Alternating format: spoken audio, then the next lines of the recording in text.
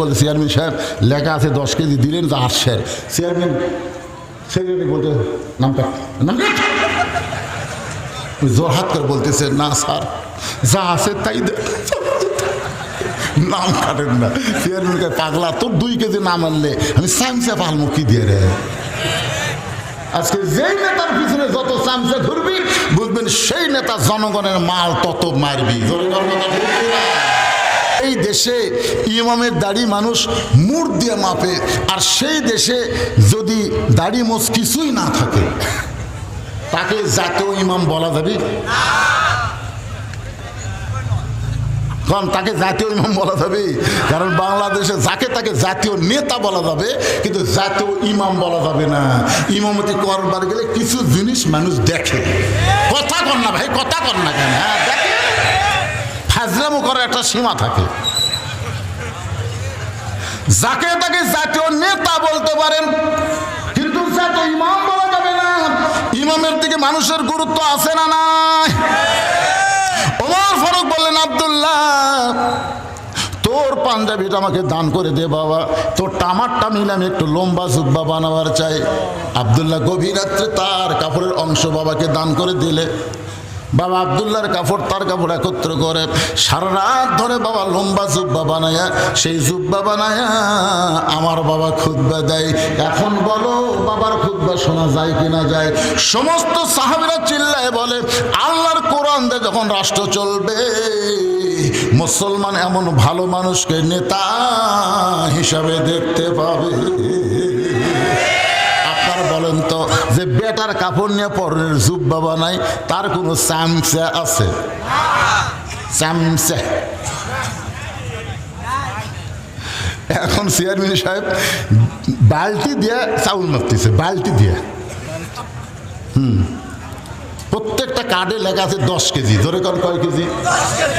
এখন চৌকিদারের কাছে ইনকা বালতিতে একটা লাল দাগ দিছে, এই পর্যন্ত চাউল দিব। বালতি নিয়ে চাউলের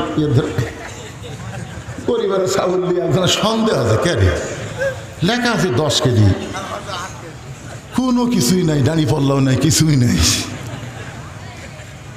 ওই মাপিছে, মাপা দেখে 8 শের, 10 কেজির জায়গাত 8 শের। মনে করছে একটু লোকমা দেই, তো একটু লোকমা দে, লোকমা বোঝেন না। চেয়ারম্যান সাহেব বলতে চেয়ারম্যান সাহেব লেখা আছে 10 কেজি দিলেন যে 8 শের। চেয়ারম্যান সেক্রেটারি বলতে নামটা জোরহাত করে বলতেছে না স্যার যা আছে তাই নাম কাটেন না।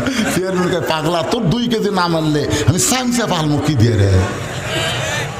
আজকে যেই নেতার পিছনে যত চামচা ঘুরবি বুঝবেন সেই নেতা জনগণের মাল তত মারবি। হাসবি আল্লাহু নিমাল ওয়াকিল অনিমান মাওলা অনিমান নাসির। বাইজিদ বোস্তামি দেখলেন নামাজ দিয়া যখন হলো না তাই বলে কিন্তু কাজ বন্ধ করে দেওয়া যাবে না। বাইজিদ বোস্তামি ওই নামাজের উপরে বসে আল্লাহর কোরআন তেলাওয়াত শুরু করলেন। ওয়াইজা তুলিয়াত আলাইহিম আয়াতুহু যাদাতুহুম ঈমানা ওয়া আলা রাব্বিহিম ইয়াতাওয়াক্কালুন।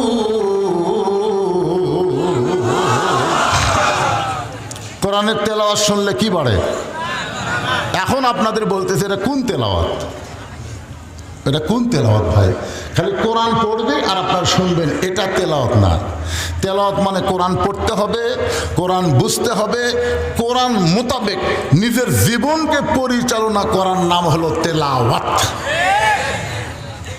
আমাদের বাংলাদেশে কোরআন পড়া আছে কিভাবে? আমি একটা যুক্তি দেই। মনে করেন একটা লোক এই বিজ্ঞাপন, এই পোস্টার পড়িছে, এই পোস্টার পড়িছে, পড়ার পরে আপনি জিজ্ঞাসা করতেছেন কে ভাই বক্তা কে কে আছে?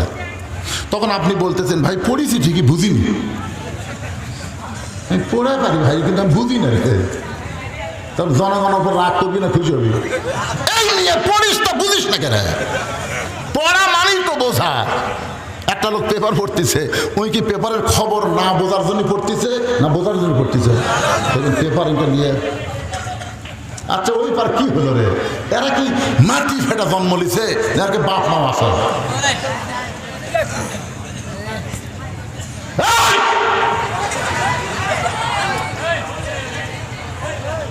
আশ্চর্য কথা, খালি হইচই করতেছে, খালি হইচই করতেছে। কি একটা ওয়াজ হচ্ছে, মা ভালো তো সন্তান ভালো, ধরে কোন কথা ঠিক না? পেটত বাচ্চা নিয়ে মা গোটা 5 বিবি ঘুরিয়েছে, উই আর এক জায়গায় বসে থাকা পারে? ওই পেটের মধ্যে থেকে আর ঘোরনি ব্যারাম শুরু আছে। বাচ্চা পেটত নিয়ে যেই মা ঝগড়া করবে, ওই বাচ্চা দুনিয়াতে এসে কণ্ঠস্বর উঁচা হবে, জানেন আপনি? পেটত বাচ্চা নিয়ে যে মা মিথ্যা কথা কয়, ওর পেটের বাচ্চা মিথ্যাবাদী হবে। পেটে বাচ্চা নিয়ে মা নামাজ পড়ে না, ওই বেটা জীবনেও নামাজি হবে না। ইমাম গাজ্জালী বলেছেন, পেটে বাচ্চা আসার সঙ্গে সঙ্গে আল্লাহ তার মাসিক ব্যারাম বন্ধ করে দেয়। মাসিক ব্যারাম বন্ধ করার অর্থই হলো বাচ্চা থাকার কারণে মার ইবাদতের যেন কোনো কমতি না হয়। প্রতি মাসে 3 দিন 5 দিন 7 দিন একটা অসুখ আছে না নাই?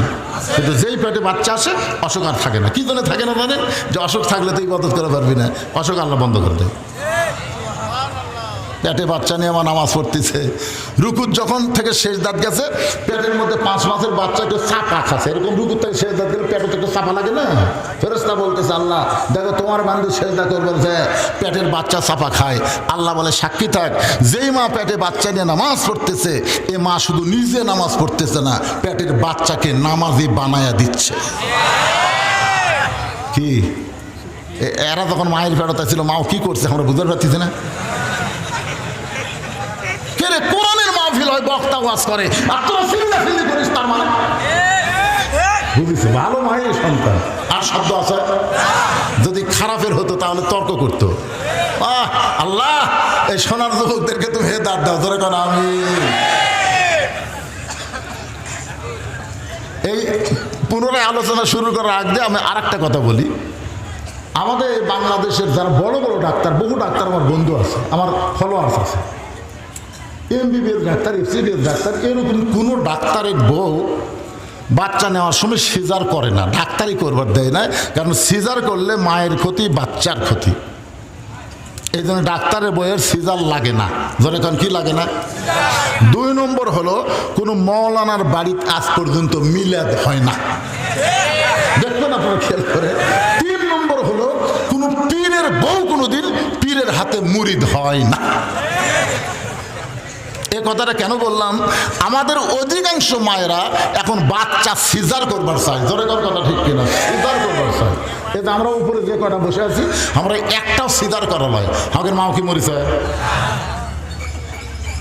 আজ থেকে 15-20 বছর আগে বাংলাদেশে অনেকে সিজারই বোঝেনি, আর এখন সিজার হয়ে ভাই কতগুলো ডাক্তার হতে কষায়।